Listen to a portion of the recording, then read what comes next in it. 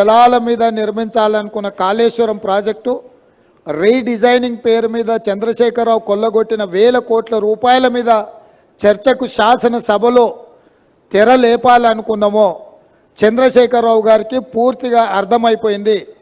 తను ముఖ్యమంత్రిగా ఉన్నప్పుడు పాల్పడిన వేల కోట్ల రూపాయల దోపిడీకి సంబంధించి విజిలెన్స్ అండ్ ఎన్ఫోర్స్మెంట్ ఎన్డీఏసీ ఇచ్చిన నివేదికల మీద చర్చ జరిగితే తన బండారం అంతా బయటపడి ప్రజల ముందు అవినీతిపరుడుగా దోపిడీదారుడుగా దోషిగా నిలబడాల్సి వస్తుందని వ్యూహాత్మకంగా కృష్ణానది జలాలను కృష్ణానది మీద ఉన్న ప్రాజెక్టులను కేఆర్ఎంబీకి అప్పజెప్పినరు అని కాంగ్రెస్ మీద ఎదురుదాడి చేసి నల్గొండ జిల్లాలో ఒక సభను పెట్టి ఆ సభ ద్వారా కాంగ్రెస్ మీద ఎదురుదాడి చేయాలన్న ఆలోచనతోటి ఈరోజు నల్గొండలో సభ పెట్టిండ్రు.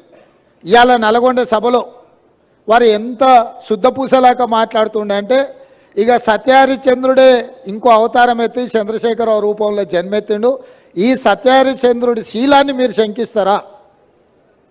చావు నోట్లో తలబెట్టి నేను తెలంగాణ సాధించిన అని మళ్ళీ 1 కోటి 1వ అబద్ధం చెప్పిండు. ఇప్పటి వరకు 1 కోటి సార్లు చెప్పిండు అబద్ధం, సావు నోట్లో తలబెట్టి తెలంగాణ తెచ్చినా అని. ఎన్నిసార్లు బిచ్చమెత్తుకుంటావా సావు నోట్లో తలబెట్టినా అని? 2 సార్లు ముఖ్యమంత్రి పదవి ఇచ్చారు. 10 సంవత్సరాలు ఈ రాష్ట్రాన్ని పట్టి పీడించినావు, దోసుకున్నావు. ఇంకా కూడా సావు నోట్ల తలకాయ పెట్టినా సావు నోట్ల తలకాయ పెట్టినా అని మాటలు చెప్తున్నావు. సావు నోట్ల తలకాయ పెట్టిన చంద్రశేఖరరావు శాసనసభలో నీ అవినీతి మీద చర్చ పెడితే నువ్వు నిజంగా సత్యహరిశ్చంద్రునివే, సత్యహరిశ్చంద్రునికి మరో జన్మని ఎత్తినోడు అయితే అక్కడ వచ్చి కూర్చొని మాట్లాడేది ఉండే. మేమేమడిగినాము? అయ్యా కృష్ణానది జలాల మీద శాసనసభలో ఏకగ్రీవ తీర్మానం చేసి కేంద్ర ప్రభుత్వం ప్రాజెక్టుల స్వాధీనానికి చేస్తున్న ప్రయత్నాన్ని అందరము తీర్మానం పాస్ చేసి కేంద్ర ప్రభుత్వ విధానాలను వ్యతిరేకిద్దాం రమ్మని మేము అడిగినాం. మీరు రాలేదు.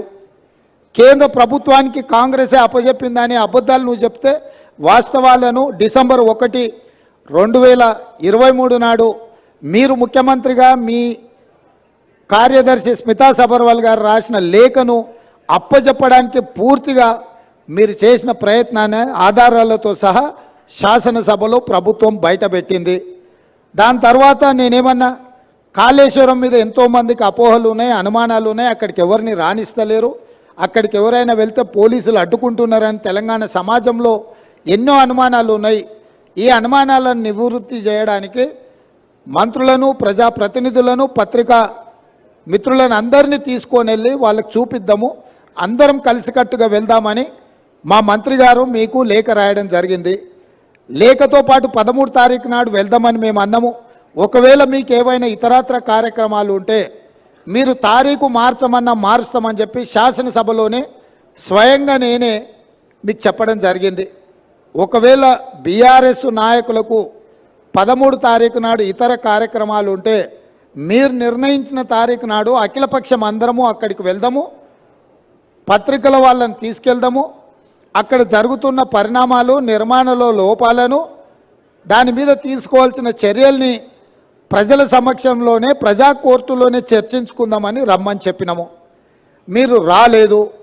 రాకపోను శాసనసభలో చర్చకు కూడా మీరు రాలేదు.